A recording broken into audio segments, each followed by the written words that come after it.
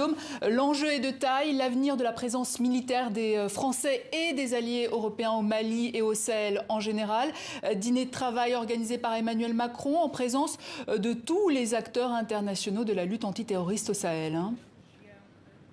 Oui, beaucoup de monde, à commencer par les représentants des pays du G5 Sahel. Les présidents du Niger, de la Mauritanie et du Tchad sont là. Manquent à l'appel les autorités maliennes et nigériennes qui sont issues de coups d'État militaires et qui donc n'ont pas été invités par l'État français. Restent les autres pays africains comme les pays du Golfe de Guinée sont représentés. Le président Patrice Talon du Bénin est là. Il y a aussi la Côte d'Ivoire, le Sénégal représenté par le président Macky Sall qui est aussi président en exercice de l'Union africaine. Et puis il y a les Européens, tous les pays européens qui contribuent à la force Takuba ou à la MINUSMA sont présents. À noter également la présence de représentants de la Grande-Bretagne et des États-Unis qui sont impliqués militairement également au Sahel. Donc beaucoup de monde, ce qui laisse présager de grandes annonces, de grandes décisions.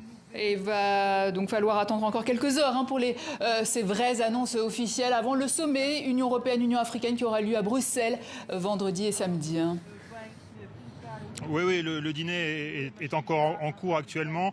Rien ne filtre, mais ce qui semble sûr, c'est que ce dîner de travail veut montrer une sorte de consensus autour d'un futur retrait des forces Barkhane et Takuba. Cela laisse plus aucun doute après les déclarations récentes de la France ou de la Slovénie ou encore de la Belgique. Alors reste à savoir dans quelles conditions s'opérerait ce retrait. S'agit-il d'un redéploiement avec par exemple une nouvelle base arrière au Niger? Comment vont être redéployées les troupes françaises qui, rappelons-le, sont de plus en plus impopulaires dans la région? Et puis, voilà, quelles dispositions vont être faites? Est-ce que le dispositif, par exemple, va être étendu aux pays du Golfe de Guinée ou encore à la Côte d'Ivoire ou encore au Sénégal? Voilà, beaucoup de questions encore en suspens. On attend des réponses et peut-être que ces réponses vont arriver dès demain matin puisque une conférence de presse est annoncée suite à ce dîner de travail. Une conférence de presse est annoncée ici même à l'Elysée demain matin à 9 h. Guillaume Villadier en direct de l'Elysée. Merci pour toutes ces